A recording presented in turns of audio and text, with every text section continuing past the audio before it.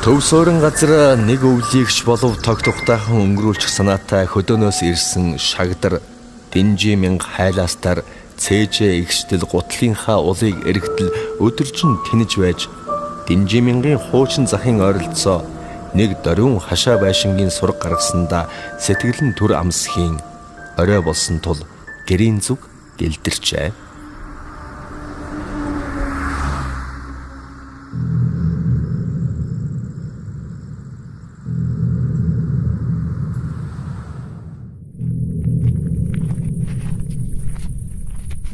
Маргааш нь эртлэн босч таарлдсан болгоноосоо асууж сургалсаар арайхийн олж очвол хавьдаа хүн амтан байгаагүй бололтой шарилж лойл халгаа мэтийн хогийн урхамалд дарагдсан болохоос биш тэгш тавиухан талбай бүхий цэвэрхэн банзан хашаа барилгын сайн чанарын материалаар зодож барьсан бололтой 10-аад метрийн урттай суудсан байшин угтж гин. Энэ бүхэн Шагдрын сэтгэлд нийцсэн тул хажуугийн хашааны хаалга үүдийг нүдж байж 60 орчим насны авгаатай уулзаж хэрэг зориг учир явдлаа хэлвэл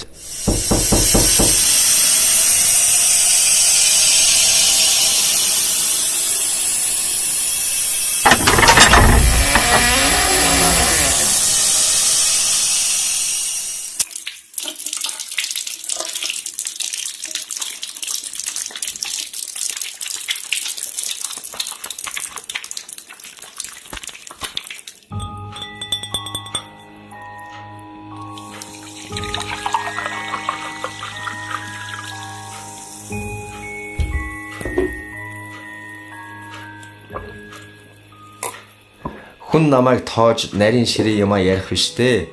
Эмээн юугаа мэдхэвдээ. Энэ хашаа байшинг анх залуухан эхнэртэй ногоочин луухан барьсан юм гэсэн.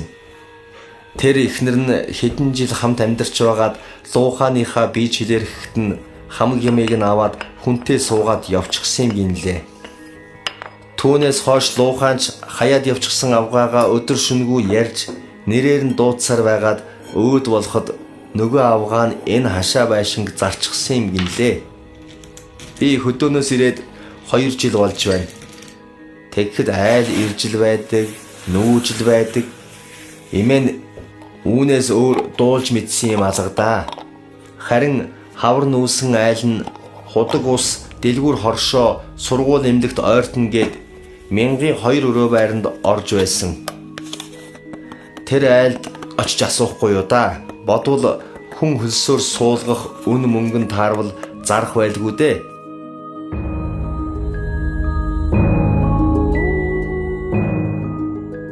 Гэд хаягийг нь өгчгэн.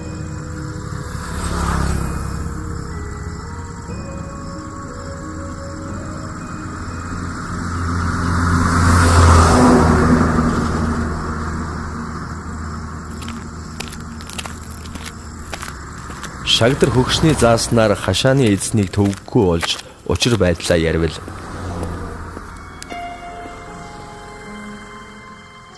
Цэргээс хойтон халагдж ирээд гэрлэх хүүдээ өгөх юм гэд халгаахгүй байж гин.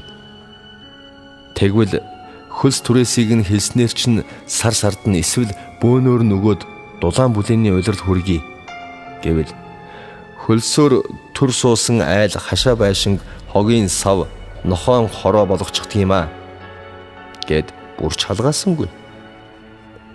Гүн ч одоо хүн хилээрээ мал хөлөөрөө гэдэгдээ ямар ч хүнтэй ярьж хөөрч байгаад болдгсон. Энэ яасан яхар хатуу хүн бэ? Хитэн малын буян байхад салгажил таарандаа гэж бодоод Шагдар маргааш нь ирж уулзахаар болоод гарч гин.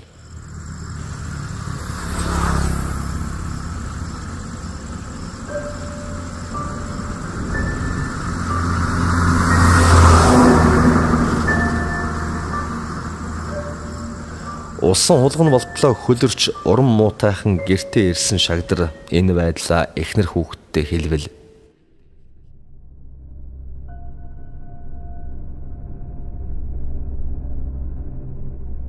Нэгд оршуулгын газартаа ойрхон, хоёрт үгсэн хятадын барьсан хашаа байшин яах гэсэн бэ?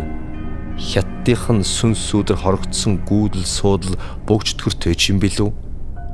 Тийм болоод ч худлаа үнэрхэд байгаа байлгүй дээ. Шагдар минь болж үз. Өөр юм хаа мундах вэ дээ? Гэж эхнэр нь тас зуржээ. Ийм үг сонсож суусан угийн зөрүүд зантаан дээр улаан намын гишүүн хүн болохоор юуны чинь гүйдэл суудал бөгжтгөр. Тийм сайхан газар хашаа байшин амар хэлбэр олдохгүй. Энэ хитэн мал нэг өвлийн зуднаар сүрхэд тэр хашаа байшин үлджил таарна. Гэж зөрүүлсээр байгаад тохирсон ёсороо маргааш нь нөгөө айлдаа ирж гин.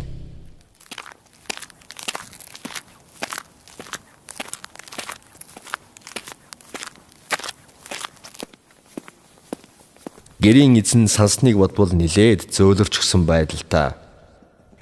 За чи үнэхээр сонирхоод байгаа юм бол мөнгөө бөөнөр нөгөөд авахгүй юу да?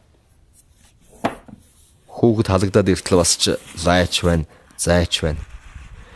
Тэр болтол би нэг арга олох байлгүй дээ. Харин хойтын өдөр хожмын маргааш янз бүрийн шалтгаан шалтгаан тоочоод 8 буцна гэхгүй биз? Гэж ам өчхийг нь аваад 8 тохирч гин. Сансандаа хүрсэн шагдар баяр хөөр болж ёстол дайн дажинд хөөгдсөн гэлтэй яаран сандран нүүж иржээ.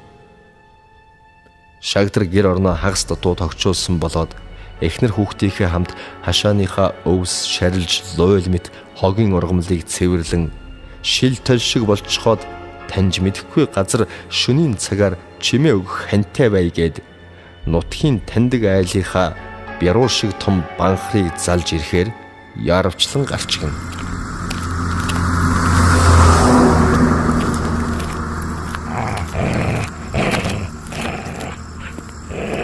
Сэтгэл санаандаа бүрэн дүүрэн нийцсэн газар тоглог хашаа байшинд сэтгэл зовхгүй тав тухтай амьдрах болсондоо баттай итгэсэн өрхийн тэргүүн эхнэр хүүхдэрээ бууз хийлгэж ганц шил юм задлан хангаа дэлхийдээ сэржимдэн өргөж өөрөө дуустал нь хүртээд орондоо оржээ.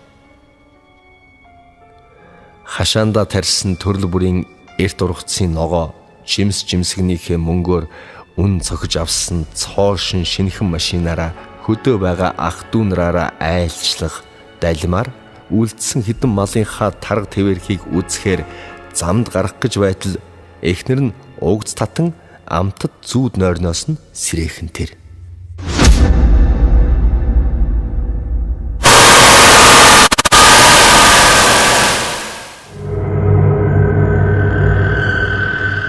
Амар тайван унтуулахгүй яаж маяглаад байгаа новшвэ гэж ундууцахад эхнэр нь орон дээрээ суучихсан хашаан дотор юм яваад байх шиг байна.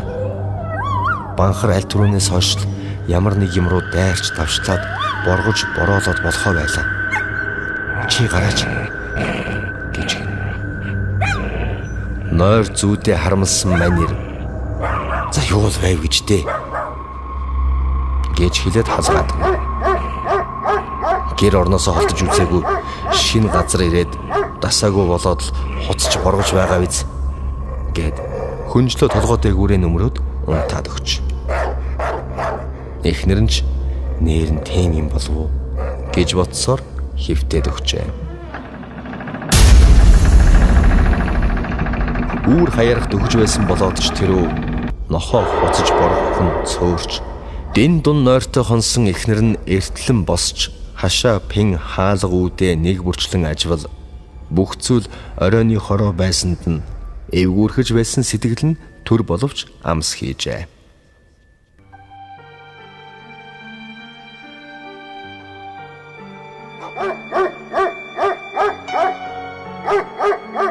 Маргаашийн шин дундаас хойш нохой нь бас л амар заяа үзүүлэхэ болоход эхнэр нь босч цонхороо харвал сахал үс нь өвдгөндөө хүрсэн хэлхээтэй арга ясан дээгүр цагаан даавуу шиг юм хөдрөсөн хүн дүрстэй амтан сүйтгэн явсаар харанхуйд уусах мэт бараа тасрлаа.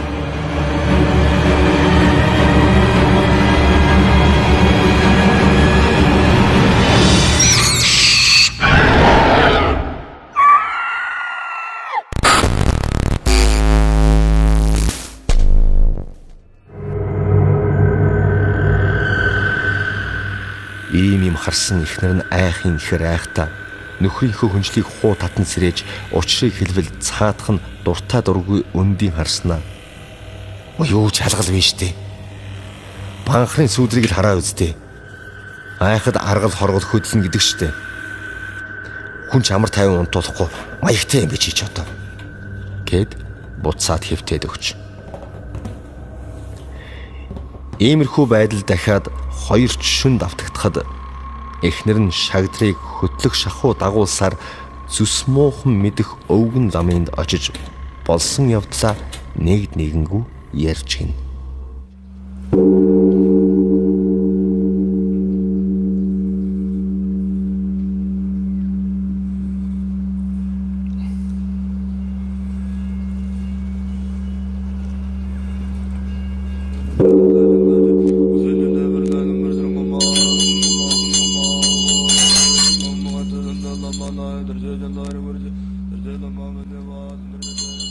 Ламтан эрх татаж зоос гүйлгэж үзснэ.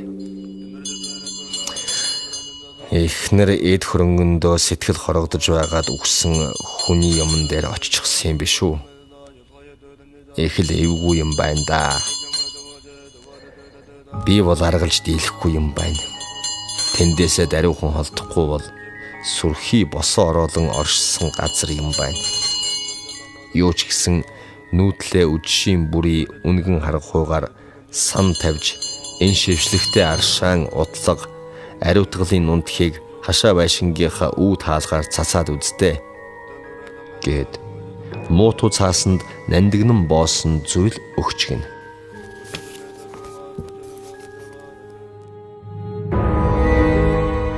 Ламтны үгийг сонсож дуусаад хүний эхнэр эд хөрөнгөндөө хоргоцсон сүнс сүудрийг түр боловч зайлуулах эд шидийн юм авсан эхнэр нь буцах замдаа. Би чамд эсхийллүү. Буусан айл тогтдгүй учир нь иймд л байж. Гэр орон мөнгө төгрөг байхгүй яана. Хамаг мөнгөө шавхаад бузар булаа амтны сүнс сүудэр шингэчихсэн хогийн юм худалдаад авчихсан. Чи одоо яа хийж бодож байна? Гэж хэргийн эзэн хөөрхийн мөн шагдрыг баруун солгоогүй тархитаж гарчээ. Яг энэ үед учиргүй зөрүүдч гисэн овгийн гүйлгээ ухаантай шагдрын тархинд хойтын өдөр хожмын маргааш янз бүрийн шалтгаан шалтгаан тоочоод 8 буцна гэхгүй биз?